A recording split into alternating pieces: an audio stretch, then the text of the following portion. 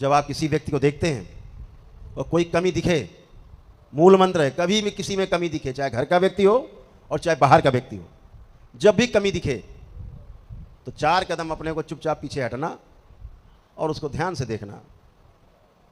आपको दिख जाएगा कि इस आदमी में समझदारी की कमी है, जीवन में समझदारी अभी कम है, इसलिए ऐसी बात कर रहा है। और सहानुभूति जिस समय आएगी, कब? जब आप दृष्टा भाव में आओगे और ये देखोगे कि ये भी जीवन है और मेरे अंदर भी जीवन है, मैं भी कभी ऐसा ही था। आज मैं गुरुओं की संगति में, अच्छे लोगों की संगति से आज मैं अच्छी जगह पहुंचा हूं, समझदारी विकसित हुई है। इसमें भी समझदारी आज नहीं तो कल जरूर आएगी। और अपना कर्तव्य याद रखना, उसकी समझदारी को बढ़ाने का प्रेम से प्रयास करना। तो जिस आदमी के साथ आपका जीना मुश्किल हो रहा है, जब आप उसकी समझदारी को बढ़ाएंगे, प्रयास करेंगे, और जब वो समझदार होगा तो उसी के साथ आपका जीना होगा, उसके साथ आपका ऐसा जीना होगा, उससे दूर होने का मन आपका नहीं करेगा। तो अपने लायक बनाओ आदमी को, अपने जैसा बनाओ आदमी को। केवल कमी इतनी है कि समझदारी की ही कमी है उसके अंदर, बाकी शरीर की भी आपके जैसा है, जीवन भी आप ही के जैसा है, केवल समझदारी का विकास नहीं हुआ, इतनी बात है। तो वो सहानुभूति से होगा, वो शिक्षा संस्कार की विधि से होगा।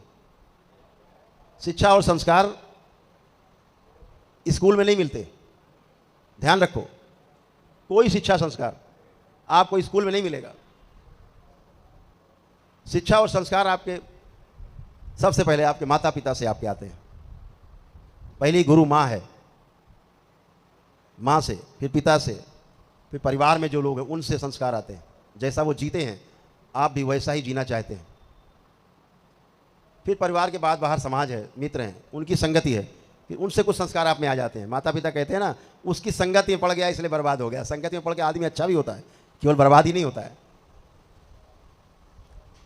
तो संस्कार, शिक्षा और संस्कार जो जीने के लिए हैं वो हमारे आसपास से आते हैं। लिखाई पढ़ाई से हमें, अध्ययन से केवल सूचना मिलती है। अध्ययन और पढ़ाई लिखाई से आप व्यवसाय करने में तेज होते हैं, आप छल करना सीख जाते हैं। अध्ययन से केवल आपको नौकरी मिल जाती है, पढ़ाई लिखाई से, डिग्री से, और जैसे नौकरी मिलती है आपकी डिग्री लपेट के बक्से के अंदर, फिर जीवन में कभी काम नहीं आती वो। तो आप पढ़े लिखे हैं, इंजीनियर हैं, आप डॉक्टर हैं, आप बहुत बड़े वैज्ञानिक हैं, तो आप बड़े समझदार व्यक्ति हैं, ऐसा बिल्कुल नहीं है।